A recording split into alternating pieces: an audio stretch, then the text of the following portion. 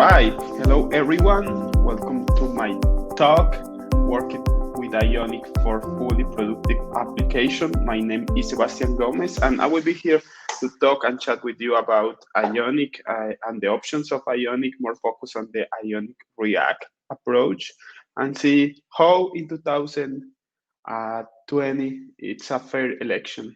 I mean, and how we can create a really good uh, mobile and web applications using the same code base. So let me share my screen and we can start with this talk.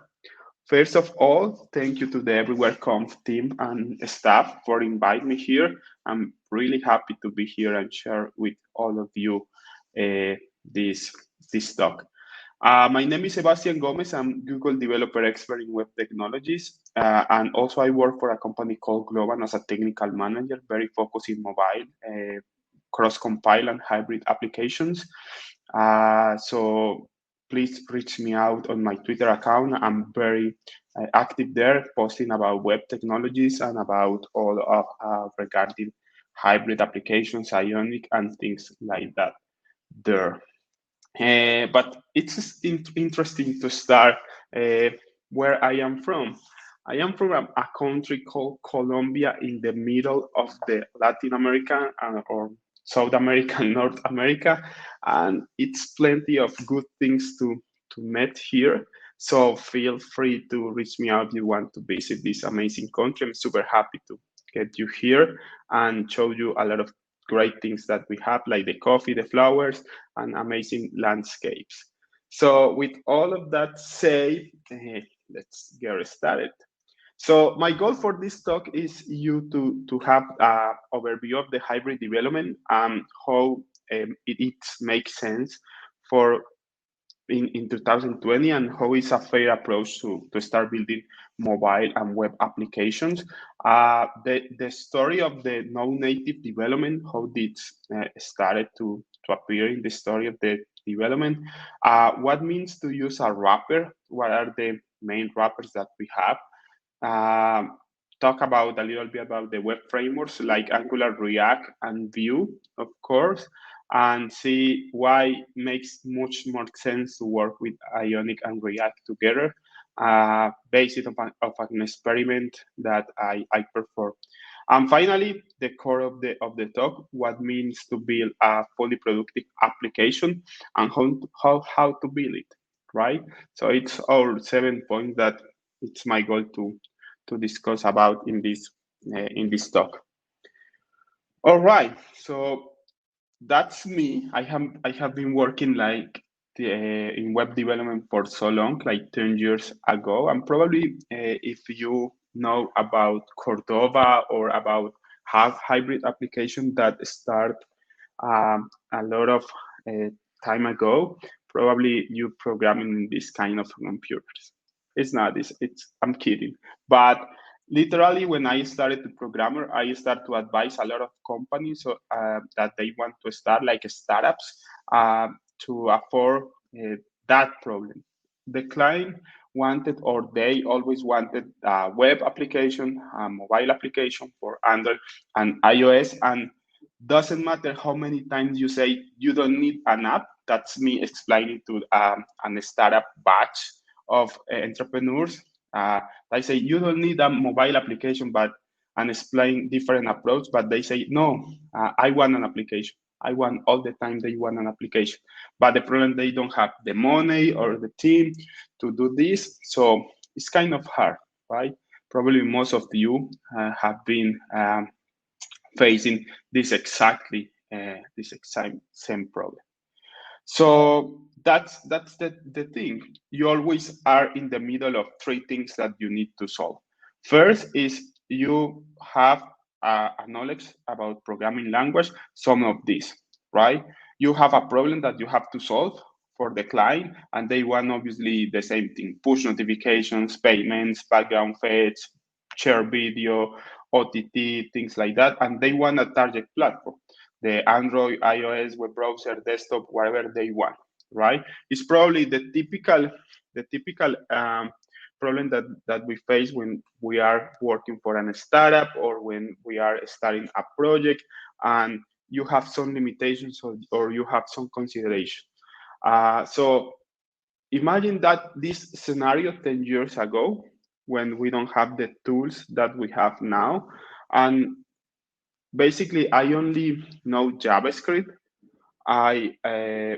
So that's what was my main limit there. The client want obviously the typical the application for the web browser, for Android and for iOS, and they want these features: push notification, display static content, and sync app integrations, things like that. So with that in mind, the only fair election that you have in that moment is the hybrid approach, because you have basically, if we review the timeline for this kind of approach, you will see it in 2008 started PhoneGap.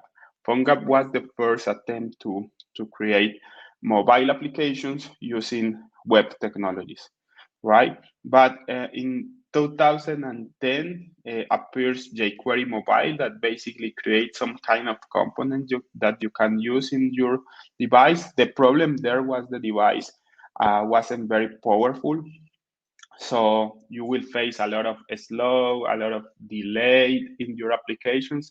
So it doesn't make a lot of sense to use it. But however, they had, or jQuery Mobile has a lot of, or had a lot of followers then, and a lot of people are starting to build things over jQuery Mobile.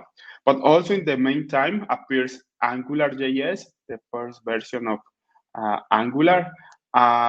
So the web mobile development started to make a little bit more sense, right? Not only create the media queries, but we also starting to work with frameworks that starting to allow us to work efficiently and better. Then PhoneGap kind of free the Apache Cordova distribution. So they say, okay, this should be the open source Cordova or project to the people that started, doesn't pay for build an hybrid application or an application using web technology. So it was free. So in that moment, Apache Cordova started to get a lot of more followers, a lot of plugins, a lot of documentation. That was the year of Apache Cordova. And a lot of people started to develop or to create a lot of tutorials, documentations, things like that. But then in 2013 appears Ionic. Ionic basically was a framework based on another framework based on AngularJS and using Cordova to wrap up the web content inside a folder, inside the Cordova stuff, and build the application. So in that moment, a lot of people started to develop things with Ionic and AngularJS because makes sense, was the better solution that use a simple JavaScript code or a simple framework without have mobile components or things that you don't have to build on because you don't have the time, right? So, but after that appears React Native, and React Native was the first cross-compiled framework using JavaScript. I don't know if that's right to say the first, but it was the first good approach that people are starting to love massively. And after that, in 2016, appears the Angular 2 version, which basically get rid of the old AngularJS stuff, and people are starting to move on. And it was the most painful migration between versions of Ionic, because basically the code that you have in AngularJS doesn't seem to be very migrable to the Ionic and Angular 2 framework. So it was the first backward that we have with Ionic. We started to work in 2013. It's the migration or go to Angular 2 stuff was not very good for us. Then appears Flutter in 2017. That basically was an SDK built for cross-compile applications, and it has the last name of Google. So Google was supporting very hard Flutter, and makes sense. It's also it was a good framework and a good library, a good SDK to build this kind of application.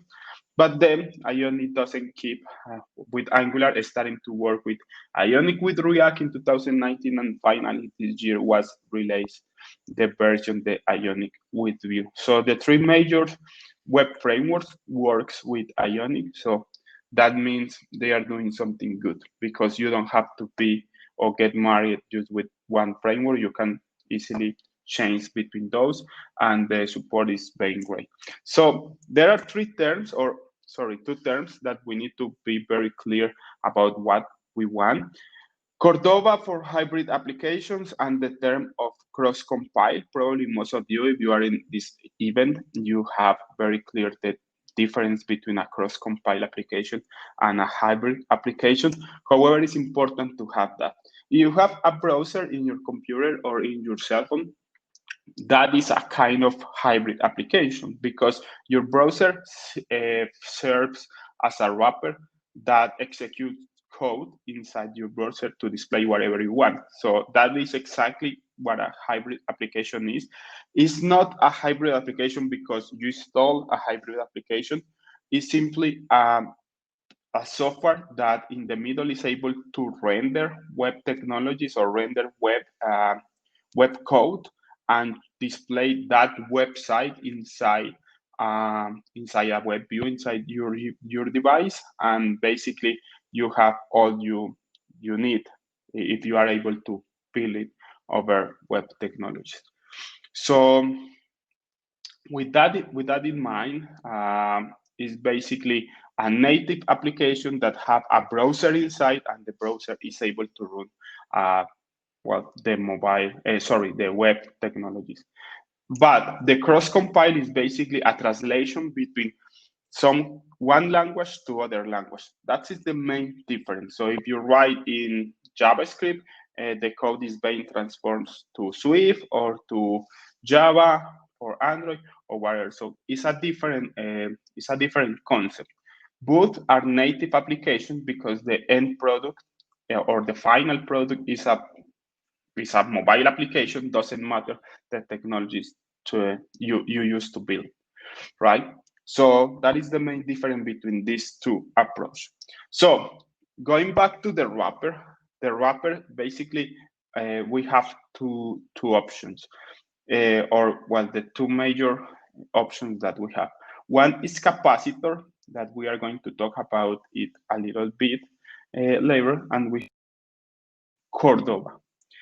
But seems to be, or what I want you have in your mind is basically a web browser inside your application. That's it. And of course, the performance of that applications is the performance that the browser has, right? So that it's one of the main points that you need to consider when you are building a native application using web technologies. It means a hybrid application, because if your browser can do it good, a hybrid application can do it good as well.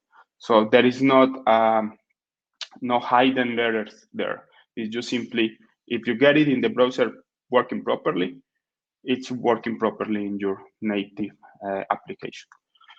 So what happened with these two wrappers? The first wrapper was Cordova. Cordova, as I mentioned you before, it was the only election before 2008. Remember, Capacitor started with Ionic 2 in 2017, 2018. So until that date, we don't have more options. Everything was deployed or everything was built over Cordova. They have a lot of plugins because has been 10 years development with Cordova, and you basically have a plugin for everything. The main difference, and I'm going to talk this when we go to Capacitor, is Cordova is focusing in mobile SDK first. What that means is the main goal of Cordova is build applications for mobile devices instead of for web. if you wanted to do something for web, probably you need to change something. So that was the one of the key difference. It was or they use a config XML file, which was a nightmare or is a nightmare because you need to review the version of the plugin, the compatibility between versions of Android and iOS, things like that. But if probably you get a job for being a Cordova developer or something like that, you will see or will discover that most of the hybrid applications published in the App Store are built over Cordova. And that makes sense. 10 years building applications with Cordova makes sense that they are has been like the king of the market in this kind of applications. But let's move on to Capacitor, because Capacitor started in 2008. They have, or they put a lot of fresh documentation. It was created by the Ionic team. So that was a really nice attempt to get rid of Cordova and started to build something different. As I mentioned before, Cordova started to focus in the mobile first development, but Capacitor doesn't. Capacitor is web first and PWA ready development.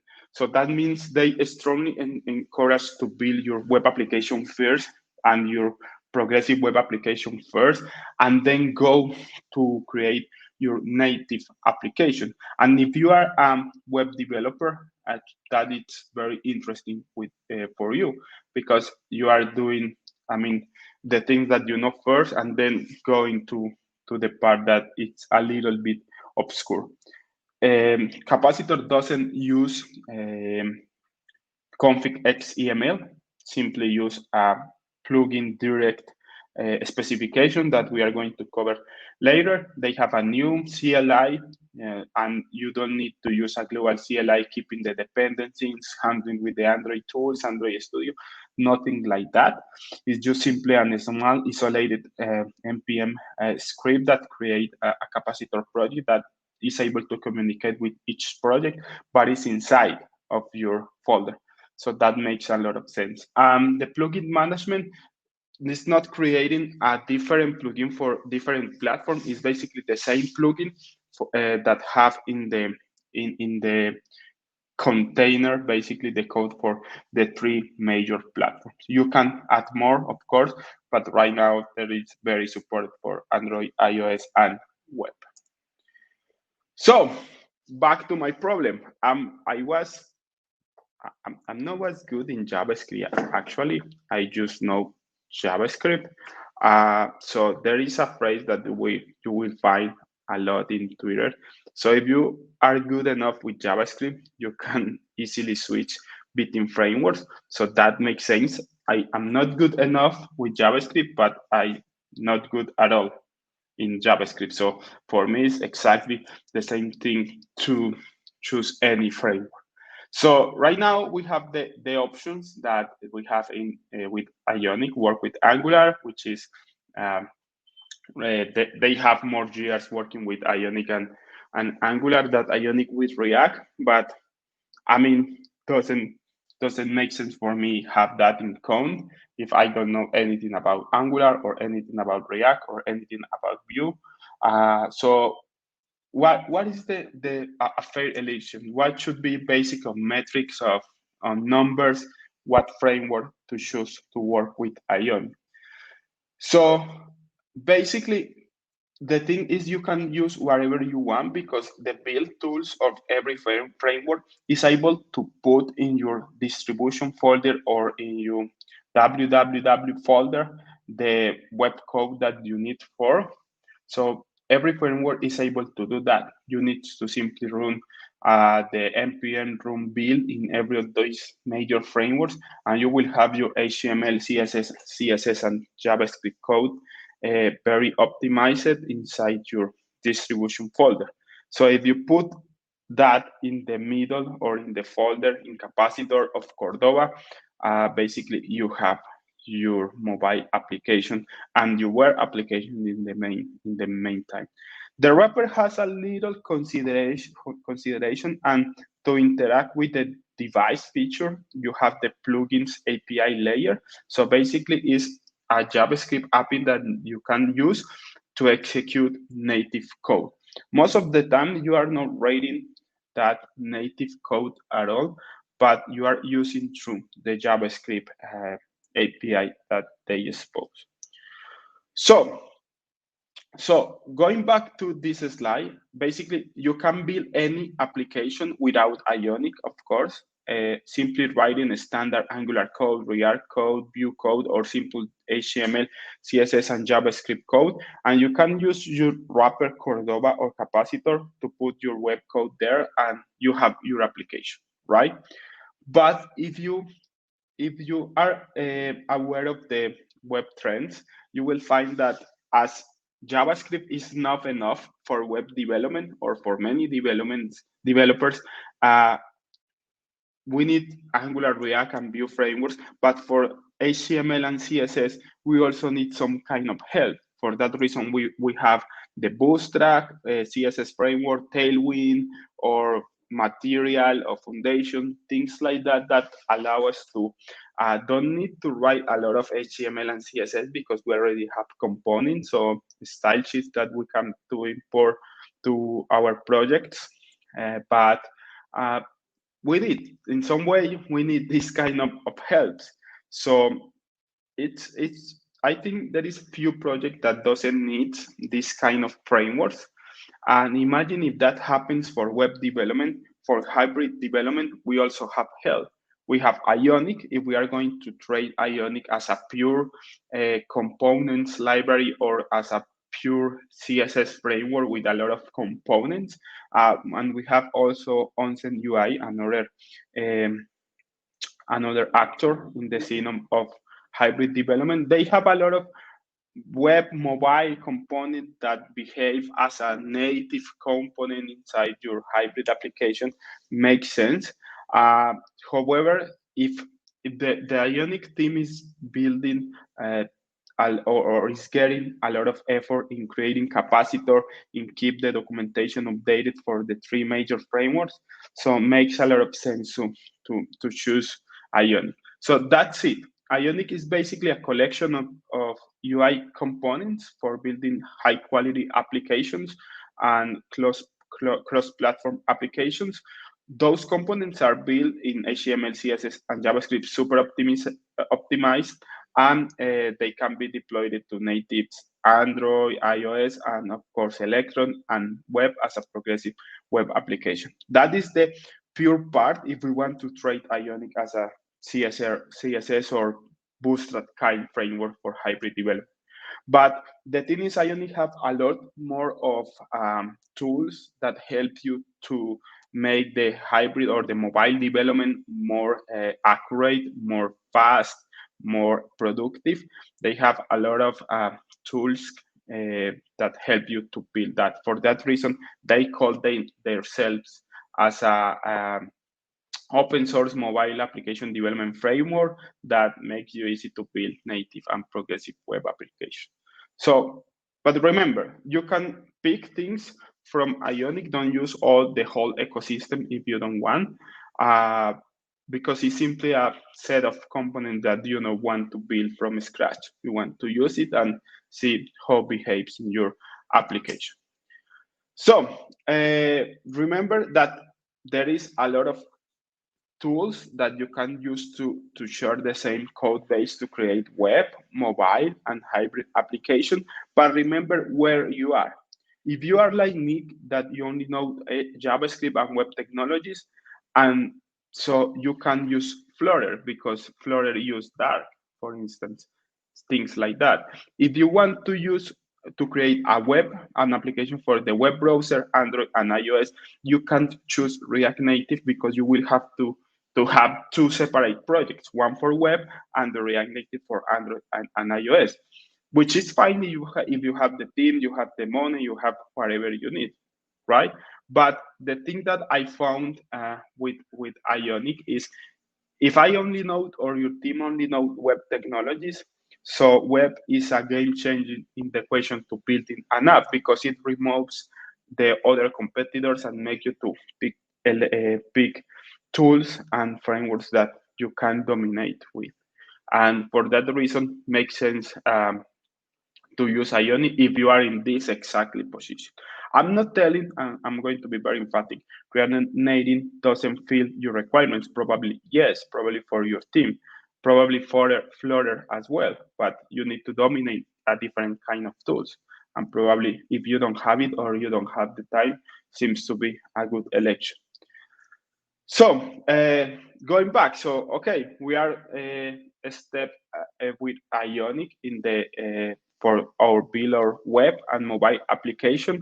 But now the problem is if we have the Ionic with the three major JavaScript frameworks, what framework we can choose? And probably I'm going to say choose whatever you are good at, right? You choose whatever you feel your team feel comfortable, you feel good to work with, because you are probably gonna get more of the benefits of every framework. But if you review the state of JS survey, you will find that React is for much is the technology that people used before and would love to use again. And for that reason, you will see in the market a lot of people that is getting more involved with React technologies instead of Angular Vue or things like that.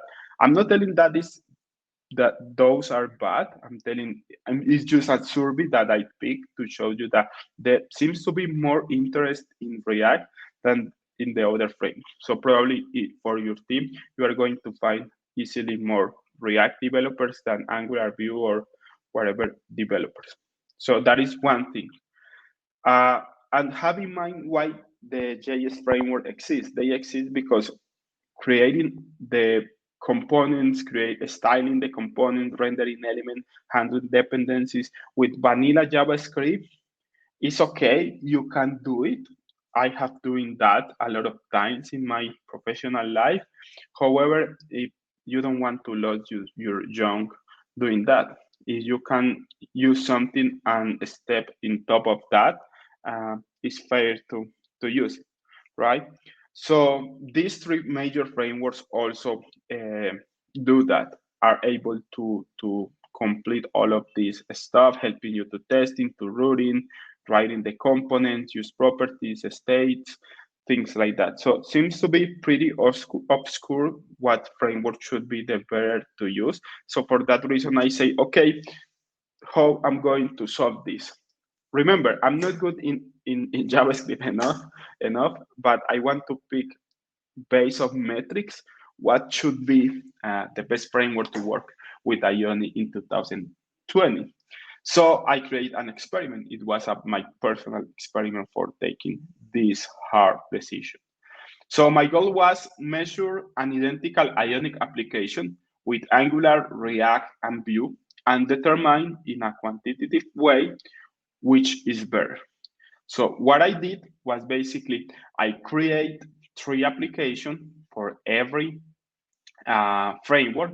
I use exactly the same template, the same started to work with. I simply pick the list started, which basically is this. You will see here my application in my desktop. It's simply a list of chats. And if I click on one chat, I see the message, the full message, right? Super simple. It don't have a lot of routing stuff, don't have high interaction with the device. It's just a simple list with a title, subtitle, and description. I do that for Vue, for Angular, and for React. And what I did was simply serve that for the dev environment, but also serve that for the production environment, and see what happened, what is better, but better under what. So if you have Google Chrome, you have Lighthouse. Lighthouse is a Google tool that allows you to measure and identify problems, measure performance, accessibility, best practices, things like that for mobile and for desktop. Of course, I'm trying, or I did for only for mobile because it makes sense if I build in a mobile application and a web application. I'm going to measure for mobile. So when I did that, basically I get these scores. The measures on dev show me that the best practice in React is a winner. For SEO is not. Angular seems to be better on development using the SEO feature that the browser needs, but the performance is pretty good. More than Vue, more than Angular. Remember, I'm using exactly the same application for these three major frameworks. So what happened was React on dev seems to be more efficient, performance. So, okay, for me it was surprising, but makes sense. So what happened if I use the flag on production? Remember, this is the flag on production. So what happened if I measure that? The answer was a little bit the same. Ionic with React seems to be very performant, more than Angular and more than Vue. Best practice was equal in the three frameworks and the SEO practice as well. However, the performance marked the difference between these three major frameworks.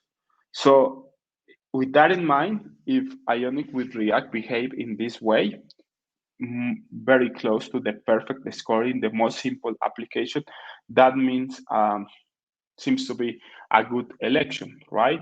And because imagine if with this super simple application that has the best practice that the Ionic team offer, because those are starters, that means the Ionic team create that for start your application from scratch. And I measure the performance in this tree that is a good code created by them.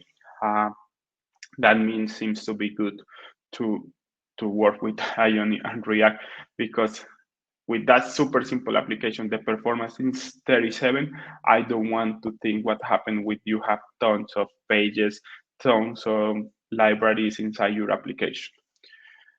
Cool. So for that reason, it seems to be the best election that you can choose in 2020 for working with Ionic. Okay, so with that in mind, what it means to build a fully productive application using the Ionic React that we quantitatively choose in our experiment. So creating a fully productive application is basically fill these 5 requirements. Defining an architecture for your application, even if it's the normal traditional architecture. Define a way to create new components in the more easiest way that you want. Create a component catalog even further than the current project. That has been a game changing in the industry, because we're going to talk this a little bit later, but in the industry we have a lot of monolithics, which we have a lot of components inside of our project. And if one component fails, and if we have more projects that use that component, seems to be a nightmare upgrading those. So creating a component catalog seems to be pretty good with React, and with Ionic with React seems to be good. A way to interact with the native layer. Remember that if you are building an application for mobile web, you need to interact with the native layer in some way. And right now we have the tools to do it good, to do it right with Capacitor. So we are going to talk a little bit later about it. And finally, an update working ecosystem. That means don't make the tools get old in your project, starting or check your dependencies and starting to review. So let's define an architecture. This is a typical project architecture in React, actually, but I just put here the Ionic components and the high order component, which is the pages component. So basically in Ionic, you have pages. Pages is basically in which you concatenate components. That's it. And inside of a page, you can have plugins, or you can have the interaction layer with the device through the plugins libraries that Capacitor and Ionic allows you. And then you have the services layer, Axios, or the Fetch, JavaScript API, whatever you feel comfortable at, and the backend services. Probably you're going to say, oh, but this is not an architecture. It's just a diagram that shows you, I don't know, how to behave your application and things like that. That's right, but remember, the idea is you started to define something. If you for your team doesn't have at least a diagram, probably they are going to get more lost than they are when you start a project. But what I am proposing is this a little bit nicer typical architecture in your project, which basically is okay. If you are creating custom components, don't get inside your page or inside your application. Put them in a component catalog outside of your application using Storybook and using GitHub modules or NPM modules that I'm going to show you in a moment how to build it. And the same thing with plugins, because remember, for Cordova, what's a little bit harder, but right now with Capacitor, plugins are simple NPM modules that you can publish, and that's it. You have the native code inside for Android, for iOS, and it's pretty easy to get that in a plugins catalog as well. And so it seems to be the same architecture, but with two major modifications, that is extracting the custom components outside of your application in order to do it more maintainable. So what is the easy way to create new components? Basically, with Ionic React, you are not using the normal JSX, you are using the TSX, that basically is TypeScript inside your component. So how looks a new component in your application? I am in the Ionic React application, the simple application. Let me just get rid of this. So it's a typical create React app project.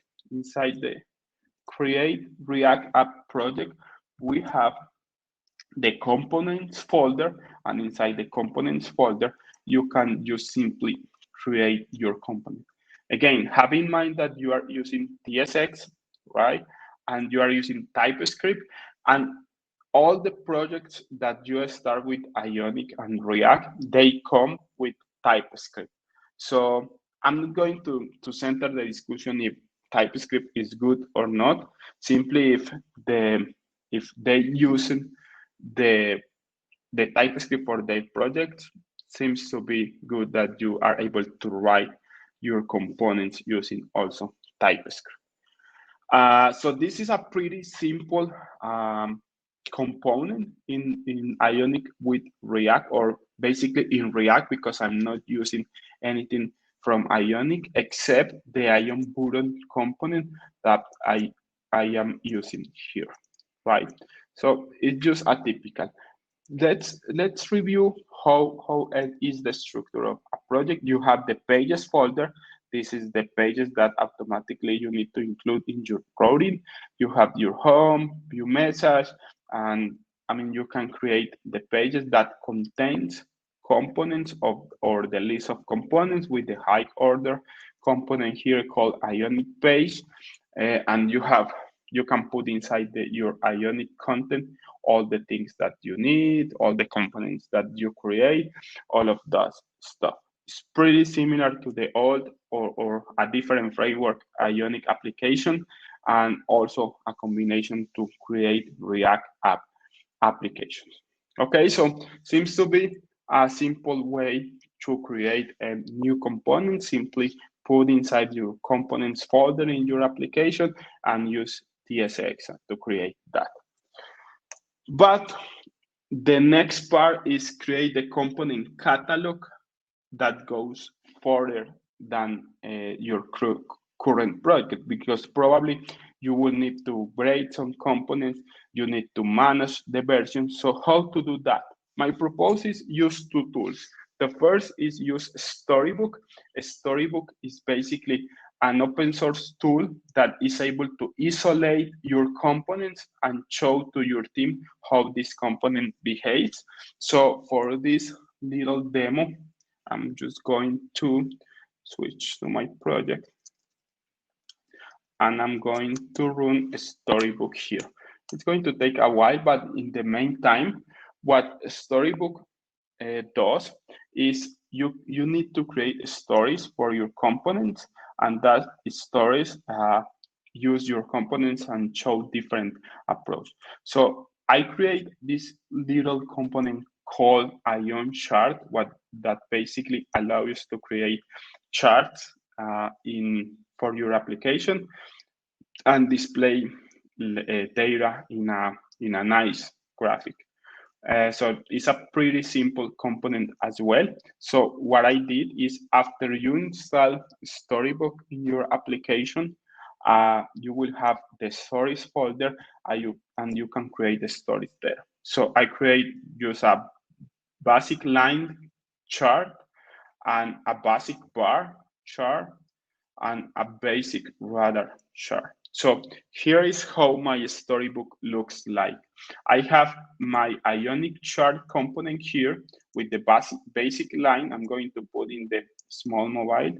So I'm going to remove this. So here is how the typical graphic for this basic line looks like. If I'm going to use a bar, or if I'm going to use a radar, this is how it looks like. So Storybook allows you to pre-visualize and play with your components outside of your project.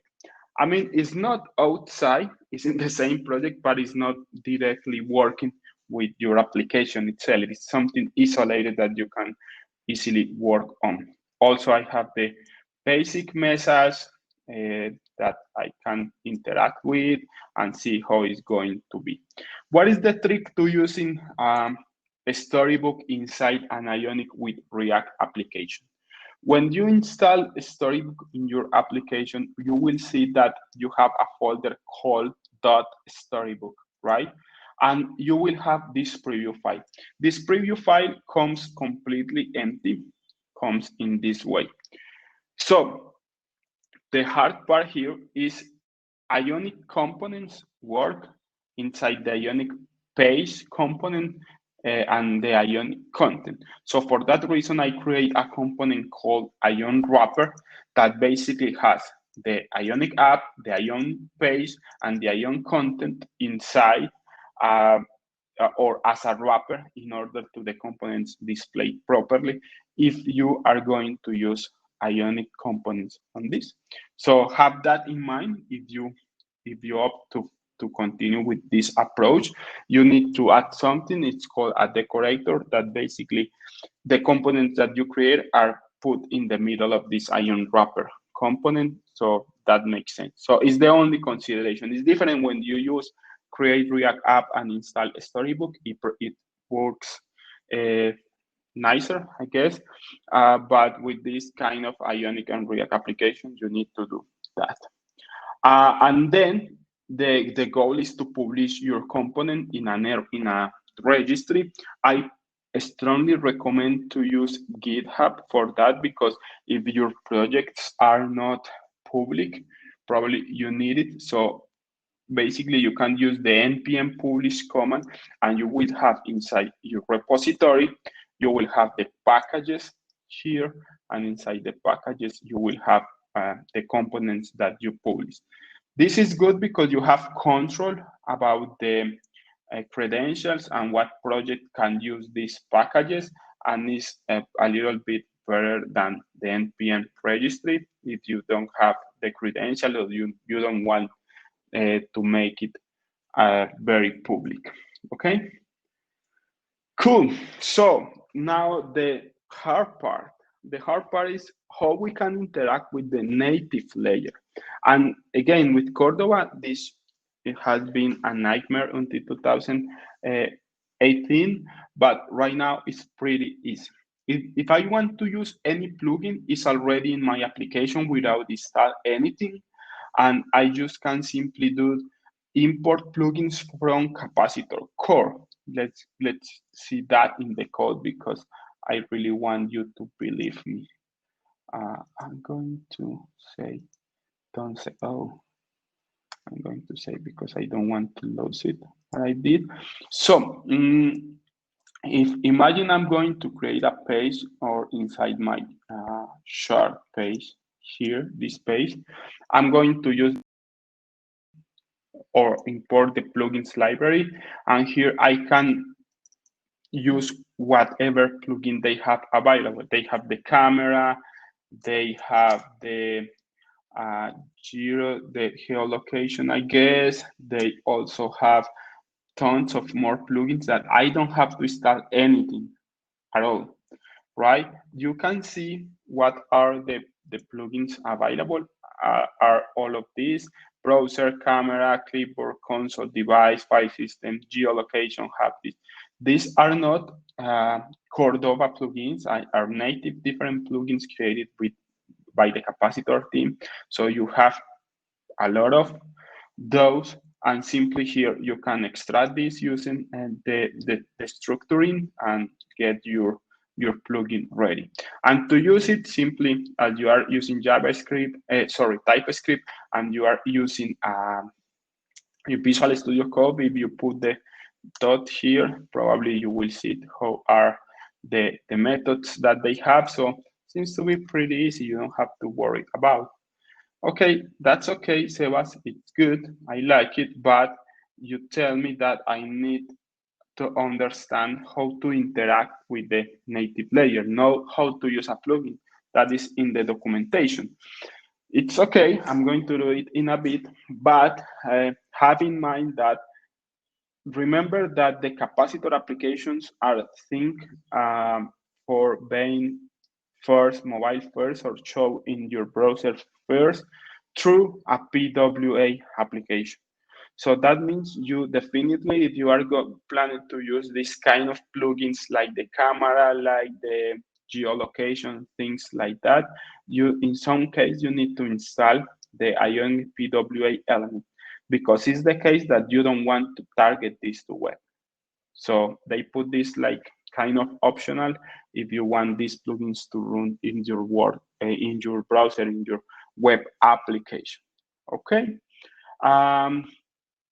Cool. So how we can create a plugin for Capacitor? It's super easy. I'm going to do it here right now. So basically, you need to install or run the CLI command nps capacitor CLI plugin generate. And what it does is ask you what is the name of the plugin that you are going to create here, and it creates an a folder inside your application. In my case, I put console log plugin, and look inside this console log plugin. It's the plugin I'm creating with you. I have three main folders.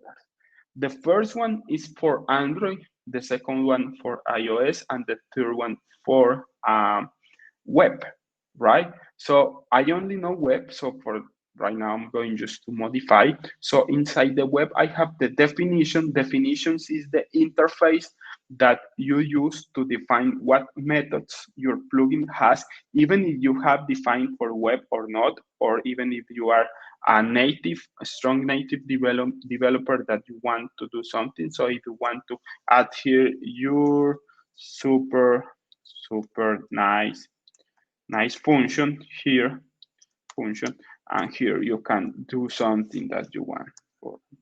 For now, I'm going to say just any, whatever.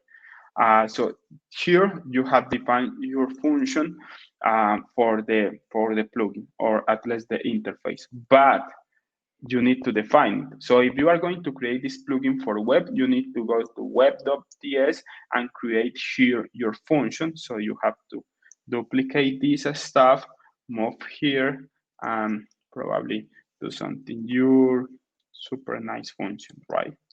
Your super nice function. So you have it here and do the logic that you want. Okay.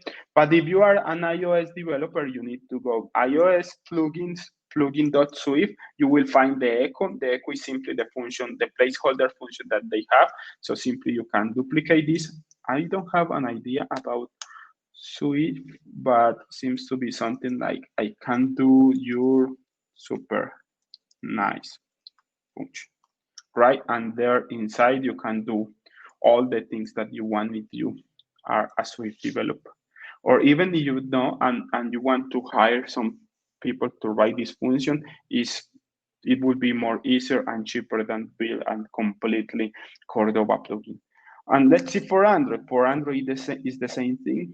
Go to src main Java console log plugin, and here we have our echo function. So it seems to be the same thing. Just copy this, paste here, and change your function like your super nice function, right? So with that in mind, it's super easy to create a plugin for web, at least if you are like me and web developer, super easy. And if you want to go for the native things, seems to be writing the function exactly where it is, right?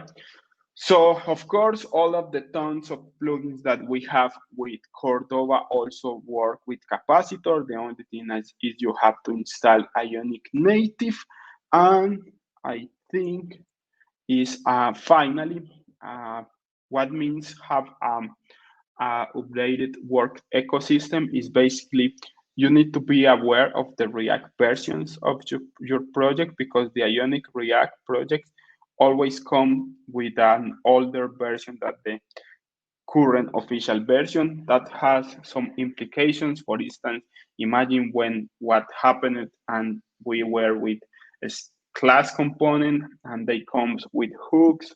So it seems to be some things that you need to be aware of. Also, the TypeScript version is changing soon. So probably your Ionic project got the TypeScript in your Ionic project got a little bit older. So have that in mind, check your React revisions um, in order to be able to keep your project updated. So with all of those being said, that has been my talk. I hope you enjoy. Please follow me on Twitter if you want to keep in touch with me. I usually post about uh, mobile development, Ionic. Follow me in my fan page, and in my GitHub, I have this kind of projects called started for your Ionic project. You can see an Ionic for music started, Uber like Angular applications like that, or a TDD PWA workshop that you can use to learn a little bit more about Ionic, about testing, about JavaScript itself. So I think that's it. It's all I have. Thank you very much. I don't know if we have questions.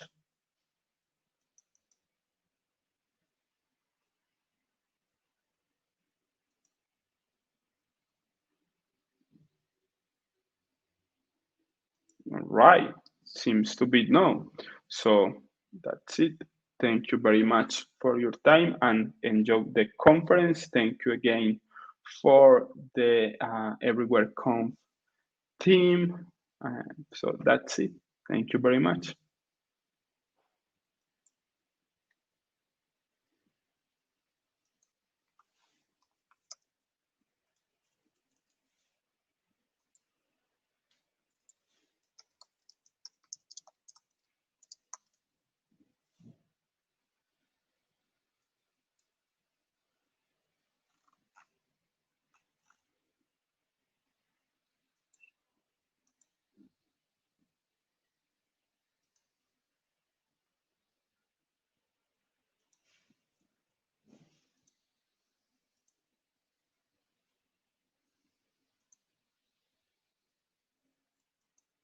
Okay, seems to be. We have a question. It's a good idea to start a web app with Ionic, considering the mobile version will come later, and in money to make two different uh, apps. That is exactly the case. I'm going to turn on my screen share. I'm going to So good. It's a good question. Actually, it's exactly the scenario you are looking for. You are if you are using Ionic with React or Ionic in general, because remember the goal of Ionic is do your PWA and your web page or web application first, and then move on mobile. So that makes sense. The mobile versions, or even if I have the money and I have the team to do the mobile application and the Android mobile application and the iOS mobile application, that even if I have the money and the team, I prefer to start and they recommend to work first in your web project and then start to creating the mobile things. So that the scenario that you describe is perfectly for this kind of application. Is Ionic a good React.js for web development? Yes. Remember the consideration. The version is a little bit like the Ionic React projects comes with the version 16.13, I guess, and the current version is the 17, but seems to be it's good. The thing is you are using TypeScript and the configuration without Ionic using TypeScript and React seems to be hard. So the project is very well constructed or very well built.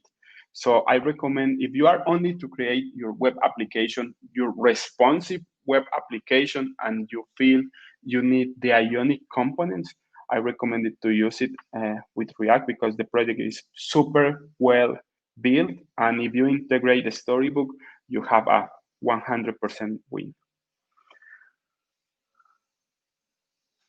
Good. How layout is handled if I develop a hybrid app first and then decide to deploy on the web? So you mean you are building the mobile application first? Basically, you have or in Capacitor you can have three target platforms: Android, iOS, and web. So basically, it's just simple a command that say Capacitor on npx cap build, and you choose the platform web, and they are created. Otherwise, if you use the simple Ionic build command, they are creating the HTML, CSS, and JavaScript files in a www folder, and that's your application. You can simply deploy wherever you want. And how the layout is handled exactly is the components has the version for responsive for the different screen size, but also for desktop. So you don't have to worry about the mobile responsive stuff because it's already solved by the Ionic components layout page, because the page is the mother of all components. So basically the page behave responsive, all the components inside the page behave responsive. So it's a win.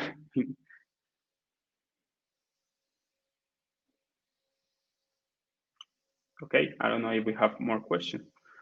Thank you to you guys. Hoping you keep enjoying. So that's it. Thank you very much and see you.